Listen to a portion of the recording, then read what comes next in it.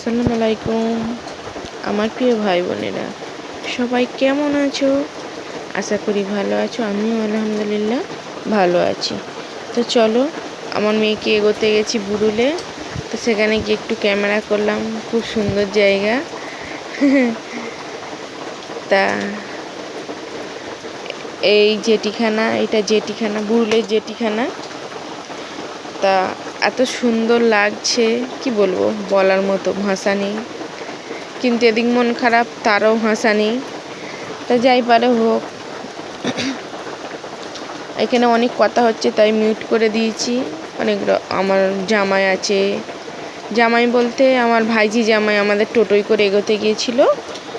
উনি খুব ভালো, আমার বাবাটা। আর আমার ছেলে আছে, 2 ছেলে আছে। তো প্রচণ্ড কথা বলতেছিল বলে ওখানে মিউট করে দিয়েছি। তো তোমরা কেমন আছো জানাবে, আর কমেন্ট বক্সে তোমাদের কমেন্ট একটা রেখে দিয়ে যাবে। তোমাদের কমেন্ট পড়তে আমার খুবই ভালো লাগে, আর তোমাদের ভালোবাসার সাপোর্ট চাই। হয়তো আমার কথার মাধ্যমে ভুল ত্রুটি হতে পারে, সেটা ক্ষমা দৃষ্টিতে দেখবে। চলো, এটা আমার মেয়ে ভিডিও করেছে, ছেলে ছেলে ছেলে লজ্জাতে এইভাবে ভিডিও করেছে, মানে উঁচু করে করেনি, যেটিখানায় করতে বলেছি এইভাবে করেছে। তাহলে বলতে পারো।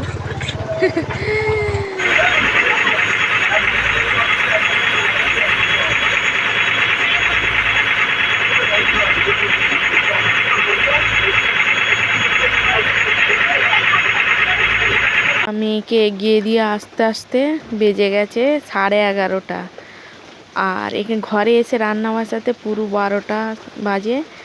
তা তোমাদের দুলাভাই ইলিশ মাছ কিনে রেখে দিয়েছিল, ভাত হয়ে গেছে, ফ্যান ঝেড়ে রেখে দিয়েছি। ইলিশ মাছটা ভাজি। ইলিশ মাছটা এত নরম, কাটতেই পারিনি। আর তোমাদের দুলাভাই কিনে নুন দিয়ে রেখে দিয়েছিল, আর এখানে ভাত হয়ে গেছে, দেখতে পাচ্ছ। আর মাছটা প্রচণ্ড নরম এবং কেমন মতো হয়ে গেছে, মানে আমার ভাবি জোর করেই দিয়ে গেছে, বলেছে খাও, লও। মানে উনি এখানে বিক্রি করে তো মাছ। আর তার কি বলবো, দুঃখের বিষয়, মেয়ে চলে গেল, শ্বশুর বাড়ি যাবে, মেয়েকে তো যেতে দিতেই হবে। তো এখানে মাছটা ভাজতেছি, কিন্তু ভাজতে শক্ত হয়ে গেছে এবং গোটা গোটা ভাজা হয়েছে, কিন্তু তোমাদের দুলাভাই খেতে পারেনি, কারণ উনি একটু নরম মাছ এবং একটু গন্ধ মাছ খেতে চাইলে। আমরা সেটা ফেলে দেবো, আমরা খেয়ে নিয়েছি। মাছটা ভেজে আমরা ঝাল করেছি, টমেটো দিয়ে মাছের ঝাল হয়েছে, আর চিচিয়ে দিয়ে ডাল দিয়েছি। চিচিয়ে দিয়ে ডাল দিয়ে হলে তোমাদের দুলাভাই জয়লাভ খায়। সবজি ডাল, মানে সবজিতে যাই হোক ডাল দিলে ভালো লাগে, উনি খায়। তা এখানটায় এভাবে ভিডিওটা ধরা হয়ে গেছে, মাছের ঝালে দিই। আর ওগুলো দেখেছো কতটা গলে গেছে। আর ভিডিওটা এইভাবে হয়ে গেছে। তা মাটির চুলোয় রান্না কিন্তু দুর্দান্ত স্বাদ হয়, সেটা আমি হয়তো নিজের রান্না বলে নিজে বলতেছি না, এমনিতে মাটির চুলো রান্না ভালো লাগে। আর আমি গ্যাস ফ্যাসের থেকে মাটির চুলো রান্না করতেও আমার খুব ভালো লাগে, একবার যদি চুলোটা ধরে যায়। তা আমার দাবার এক সাইডে চুলো আছে, সেটা দেখতে পাচ্ছ, মাছের ঝালটা হচ্ছে টমেটো দিয়ে। আর এই সাইডে এই ভাতের হাঁড়ি বসিয়েছি, আর এখন আর সবজি কাটা হয়নি, মানে চিচিয়েটা কাটা হয়নি। তার চারিদিকে লবলেতুড হয়েছে, চিনির ডিব্বাটাই তোমাদের দুলাভাই চিনিটা ঢেলে দিচ্ছে। আর এইগুলো এখন খাউড়ি হয়ে রয়েছে, এইগুলোতে আমি করব, ওই ঝাঁট দেবো, শুধু ডালটা বসিয়ে দিই। আজকের অন্যরকম ডাল রান্না করেছি, অন্যদিন চিচিয়ে ভেজে নিই, কিন্তু আজকের চিচিয়ে ডাল একসঙ্গে হাতে ঘষে রান্না করেছি। খেতে একদম দুর্দান্ত স্বাদের হয়েছিল। আমাদের বেশিরভাগ ডালও ভেজে রান্না হয়, চিচিয়েও ভেজে রান্না হয়, কিন্তু আজকের এইভাবে রান্না করেছি। এক এক সময় মনে হয় নতুন নতুনভাবে রান্না করি, হয়তো ভালো লাগবে। তা হয়তো মানে ভালোই হয়েছিল।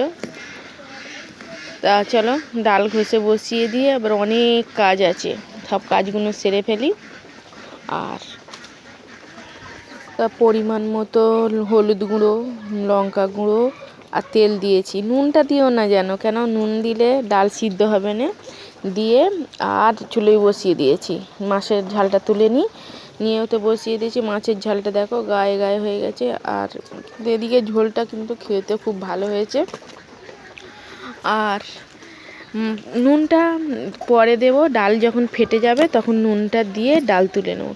তো এদিকে হয়ে গেছে আমার রান্না বান্না, সব গুছিয়ে গেছে, ঝাঁটফাট দিয়েছি, ডালটা বসানো আছে, পানি আনা হয়ে গেছে, মানে সব কাজ সারা হয়ে গেছে।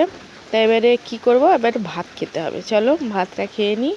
তা আমার যদি ভিডিও তোমাদের ভালো লাগে একটা লাইক করবেন, আর বেশি ভালো লাগলে কাছের মানুষদের শেয়ার করবে। ভালো থেকো, আল্লাহ হাফেজ।